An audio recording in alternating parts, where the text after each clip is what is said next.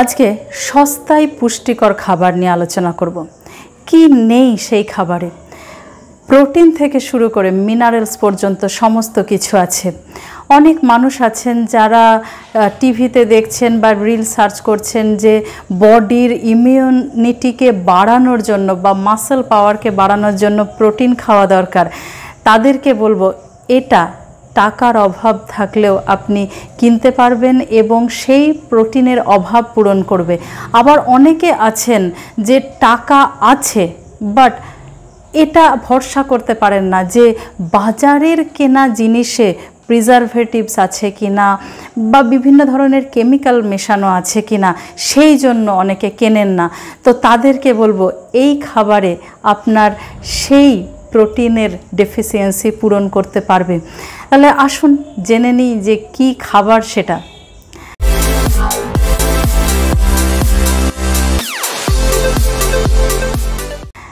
কেউ কেউ আন্দাজ করতে পেরেছেন, ছাতু, ছোলার ছাতু। প্রথমে জেনে নেব যে এই ছোলার ছাতুতে কি থাকে। 100 গ্রাম ছোলার ছাতুতে 55% মতো কার্বোহাইড্রেট থাকে, 25% মতো প্রোটিন থাকে আর 5% ফ্যাট থাকে।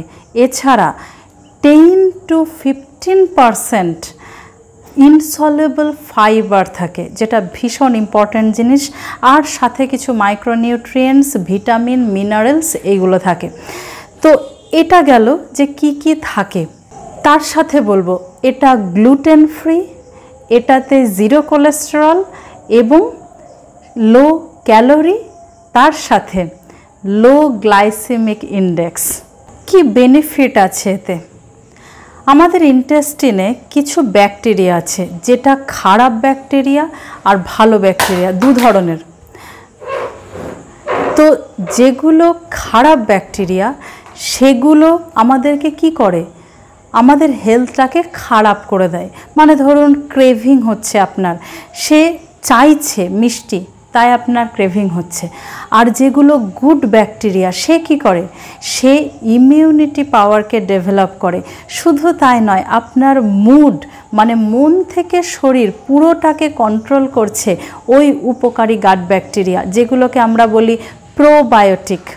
তো এই প্রোবায়োটিকের খাবার হচ্ছে ছাতু, যারা ওই ব্যাকটেরিয়ার ইমিউন সিস্টেমকে সাইড বাই সাইড আমাদের বডির ইমিউনিটিকে অনেক বেশি বাড়াতে সাহায্য করে। এবার প্রথমে আসবো যারা ডায়াবেটিক পেশেন্ট আছেন। ডায়াবেটিস যাদের, আমি আগেই বলেছি যেটা লো গ্লাইসেমিক ইন্ডেক্স, আর কি থাকে? ইনসলেবল ফাইবার। তাহলে এই যে দুটো জিনিস, এটা ডায়াবেটিসের ক্ষেত্রে ভীষণ কার্যকরী। ইনসলেবল ফাইবার আপনার পেটে অনেকক্ষণ থাকে, মানে হজম করতে অনেকটা সময় নেয়, আর সুগারের স্পাইক অনেক কম করায়। তাহলে যখন হজম করতে সময় নেবে, তার মানে কি আপনার এই যে ডায়াবেটিস হলেই বারবার খিদে পাওয়া, এটা থেকে নিজেকে রক্ষা করতে পারবেন। আর যখন সুগারের স্পাইক কম, তার মানে সুগারের ফল মানে সাডেন ফলও কম, আর সাডেন ফল মানে ক্রেভিং কম। তাহলে ডায়াবেটিক পেশেন্টের ক্ষেত্রেও এটা উপকারী।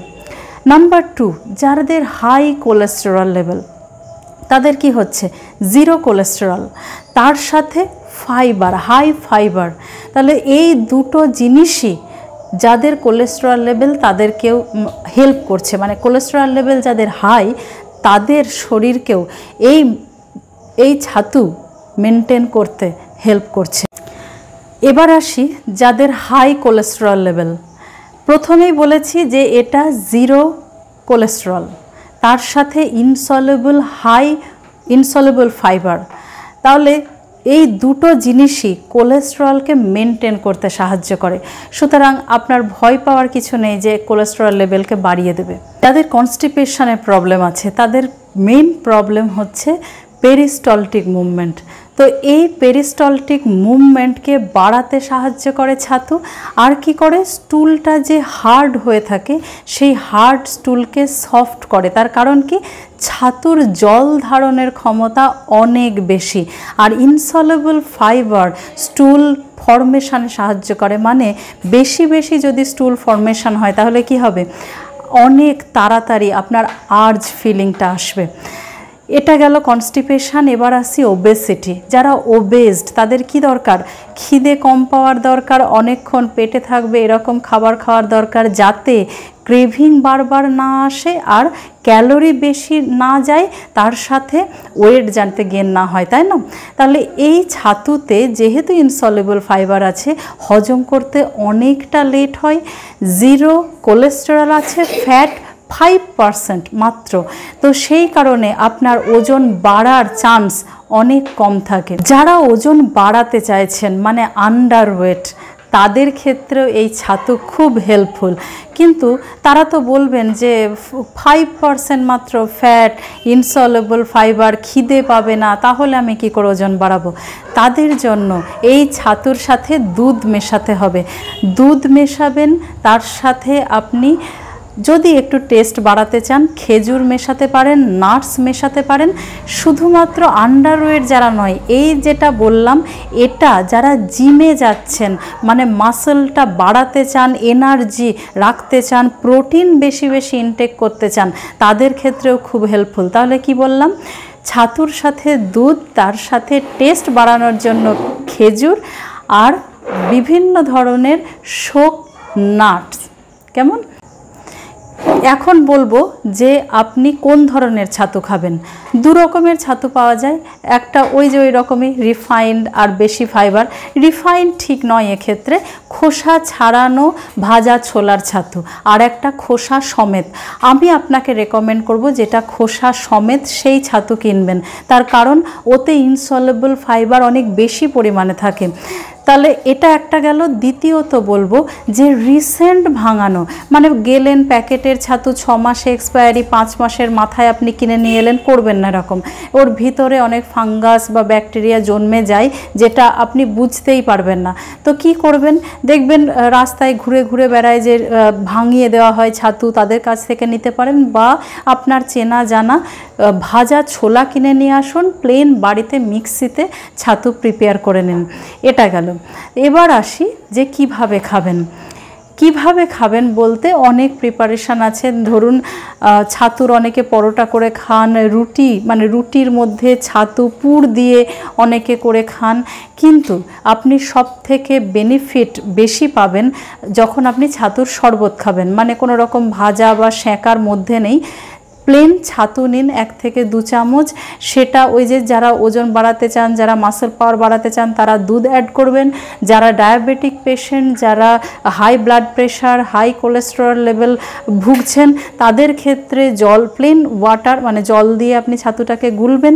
গুলে পিঙ্ক সল্ট অ্যাড করতে পারেন, কিন্তু এটা হাই ব্লাড প্রেশারের পেশেন্টরা করবেন না। ওনারা কি করবেন? প্লেন ছাতু গুলবেন, ওতে লেবু বা পুদিনা পাতা দিয়ে খেতে পারেন। আর অন্যান্য যারা আছেন একটু পিঙ্ক সল্ট টেস্টের জন্য অ্যাড করতে পারেন।